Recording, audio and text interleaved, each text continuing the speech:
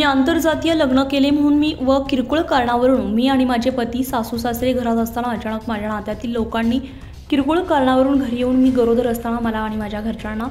राजू वसीम इनामदार, अमीर शकील शेख, नारायण बन्सी खंडीचोड, प्रतीक बाळासाहेब साबळे हे सर्व राहणार वेस कोपरगाव यांनी घरासमोर येऊन 25 एप्रिल रोजी हातात काठ्या आणि तलवारी घेऊन एकत्र येऊन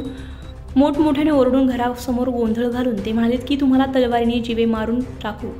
तुम्ही चुकीचे लग्न केले आहे, तुम्हाला शिक्षा भोगावीच लागेल, असं किती दिवस वाचणार आहे असं म्हणून शिवीगाळ केली, तसेच जीवे मारण्याची धमकी देखील दिली आहे आणि घरावर हल्ला केला आहे अशी तक्रार गरोदर विवाहित महिला संगीता लक्ष्मण खंडीजोड वयवर्ष 20 राहणार धंदा घरकाम वेस कोपरगाव या महिलेने शिर्डी पोलिसांना दिल्यामुळे शिर्डी पोलिसांनी या 4 जणांच्या विरोधामध्ये भारतीय दंडविधान 323, 504, 506 अन्वये गुन्हा दाखल केला असून शिर्डी पोलिसांकडे मला न्याय द्यावा अशी मागणी या महिलेने केली आहे, तर अधिक तपास शिर्डी पोलीस करतायत।